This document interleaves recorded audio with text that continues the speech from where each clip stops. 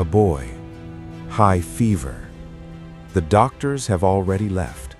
They said what they said. And his mother refuses to give up.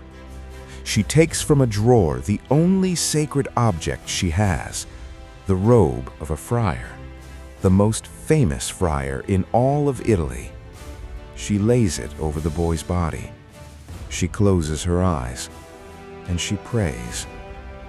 The boy opens his eyes. The fever is gone. The boy sits up in bed. When the friar heard what had happened, he cried out, "O buona ventura! Oh, what good fortune!" And that became the boy's name from that day on, Bonaventure. But that name was also a destiny, and that destiny would one day save an entire religious order. Stay with us. The boy's name was Giovanni di Fidanza. He was born in Bonaventure, a small town in the Viterbo region of Italy, around the year 1221. His family was devout. His father was a physician, and his mother was the kind of woman who does not give up. Giovanni was an active boy, curious, full of questions. One day, he asked his mother, "Where does the name Bonaventure come from?" His mother looked him in the eyes and answered, "From Saint Francis, and from God still wanting you here." That boy, who almost didn't survive his childhood, grew up with something planted at the center of his chest, a debt of life. He didn't know it yet, but that debt had the shape of bread. It had the shape of an altar. When did he discover it? The first clue came the day he received the Eucharist for the first time. The day Giovanni received the Eucharist for the first time, something changed in him that he couldn't explain. It was the same Christ, the same one his mother had called upon through Saint Francis, the same one who gave him back his life in that feverish bed. But now he was here, in his hands, in his mouth, inside him. He couldn't put it into words yet, but from that day on, he knew he wanted to be close to the Franciscans, the same ones who had carried Christ to the bed where he almost died. And that brought him to a place that would change everything, the University of Paris.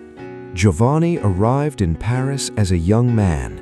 He joined the Franciscan order, and he studied under the most brilliant minds of his time. Among all the gifted students who passed through Paris, one became his friend, a Dominican from Naples, stocky, quiet, with the eyes of someone always thinking. His name was Thomas Aquinas. One day, Thomas visited Bonaventure while he was writing. "Where do you get all of this?" he asked, looking at the pages filled with ideas. Bonaventure put down his pen. He turned slowly toward the crucifix hanging from the wall behind him. "From there," he said, "that is my library."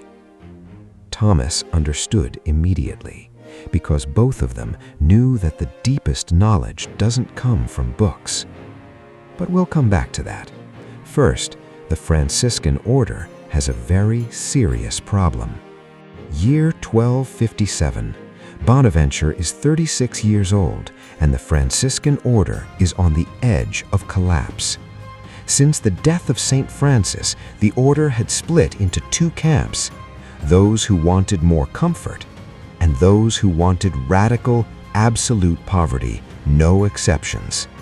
The two sides despised each other. They accused each other. The most beloved religious order in the Christian world was tearing itself apart from within. The Pope had to do something, and he chose the unlikeliest person, the friar from Bonaventure, who at that very moment was in the monastery doing what he always did, washing dishes. The Pope's messengers arrived at the monastery. Bonaventure had been elected Minister General of the Order of Friars Minor, the highest rank in all of Franciscan life. The new superior of 40,000 friars finished washing his dishes, dried his hands, and accepted. The perfection of a religious man is to do common things in a perfect manner. A constant fidelity in small things is a great and heroic virtue. Saint Bonaventure. And that man, with hands still damp from the dishes, went to unify an order that was destroying itself. Bonaventure traveled all across Europe. He visited monastery after monastery. He listened to both sides, and he expelled no one. He wrote the definitive rule of the Franciscan order. He wrote the Legenda Maior, the first official authorized biography of Saint Francis of Assisi. He unified the order. He saved it from itself. That is why they called him the second founder of the Franciscans, not because he founded something new, but because he restored to the order the spirit of its first founder, the radical humility of Saint Francis. And when the whole world knew his name, when he was the most celebrated friar in Europe, someone asked him a question that sums it all up. A colleague from the university came to visit him. He saw the books, the parchments, the notes, the most impressive intellectual output of his generation. "How do you know all this?" he asked. "Where does all this knowledge come from?" Bonaventure stopped writing. He stood up from his chair. He walked toward the small crucifix on the wall of his study. "Everything I know comes from there, from that wood, from that altar. That is my library." The wisdom of the seraphic doctor did not come from books. It came from the same source as everything else in his life.